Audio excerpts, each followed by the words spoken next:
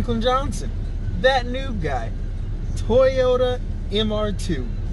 Today I'm going to be reviewing a 1998.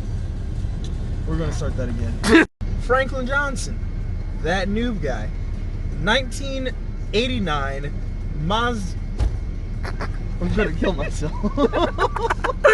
Franklin Johnson, that noob guy, 1989 Toyota MR2.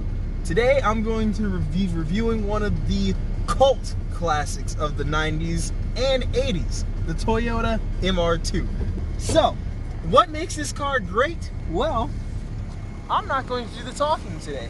Today, I'm going to leave the talking up to the owner of the vehicle. My name is Sam, and this is my 1989 Toyota MR2. It's the base model with a T-top and air conditioning, and that's it. Initially mounted the 4AG in the back of the car, giving it about 110 wheel horsepower. It redlines, it shifts at 7,400, and it's an absolute blast to drive. Found this car over near Dayton, Ohio, surprisingly, in almost immaculate condition. The dent in the hood is from me, unfortunately, because a tree branch hit it like 2 months after I got the car. When I put it in my driveway, and the only branch that could fall in my driveway happened to hit it. And it upsets me to look at. But that's not the point. The point is, this car is incredible, and I don't regret a single moment when I bought this car. Well, I'm not studying to become an engineer for nothing. This car is extremely small, and it is very hard to find an angle where we could both fit in. My face is really close to the camera, so you're gonna get really up and personal, but we're gonna get to it. All right, so you mentioned that this car is designed by Lotus, right? Yeah, this car was actually designed by the lead car designer of Lotus. Toyota partnered with Lotus for a little while, and Lotus was really good at building mid-engine cars, and they also really liked superchargers. So they put the top level trim of this car, the supercharger. When you get in this driver's seat and like you really get acquainted with everything around your hands, you're like, wow, this is actually really ergonomic. And whoever designed this was actually really smart, even though it's kind of small and cramped. Like that glove box, yeah. That's a strange glove box because it comes up. But it works because it goes with the cant of the windshield. True. It definitely has a very 80s vibe in here. Oh yeah. It's very square. It's very wedgy. Yes. Which way are we going? To the right. This car has the AE80 Corolla transmission, so it's got the C50. To the left. It has the C50. No, this has the C52 because it's the 89. So first and second are kind of jumpy, and you need to be a little bit delicate. See, there I kind of let off kind of slow on the clutch, or else it'll jerk really hard. Okay.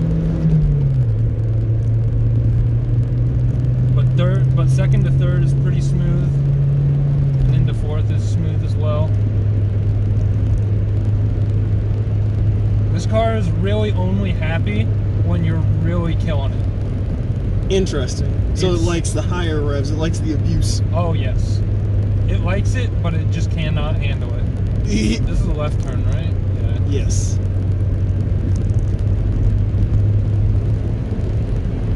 This is weird actually seeing this place in like a twilight or daylight. Yeah.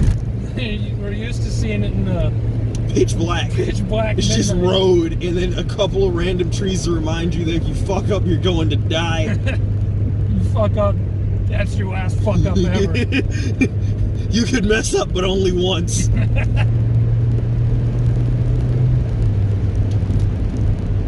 You definitely feel connected to the road. Oh yeah, you don't know just how like close you sit to the road until you get out of this car. Yeah.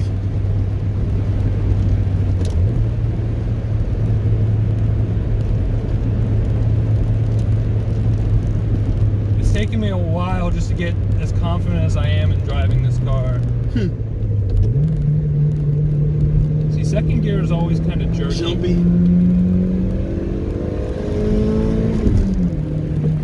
I was about to say.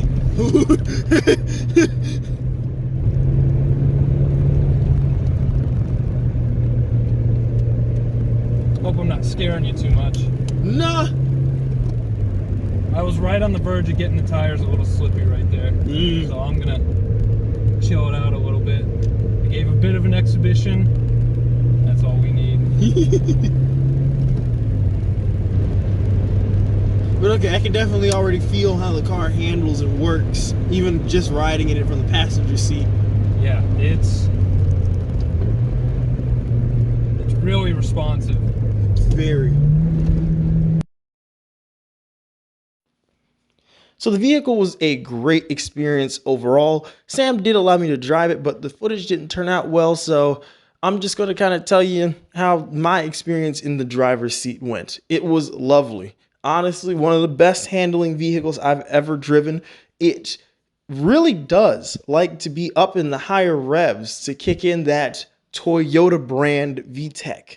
And it's a lovely thing to do and be in, when you can really tell when the car is feeling itself and when it's actually going to be responsive. You kind of learn those things down the line, and this car definitely can teach you a thing or two. It definitely taught me a thing or two, and I've actually been driving for a little while now. Besides that, when you're looking into one of these cars, look into what's called snap oversteer. Snap oversteer is where the vehicle will quickly overcorrect itself if you try to correct it coming out of a turn or going into a turn, and it can be very deadly if you are not familiar with it. I highly suggest looking into other videos that will go into more detail about snap oversteer.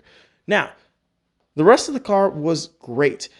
But there's other problems that you're going to have to look out for. It's 1989. It's going to have oil leaks. It's going to have suspension issues. And if you're into trying to make sure that those things are fixed and you stay on top of that, it will reward you with great driving experiences.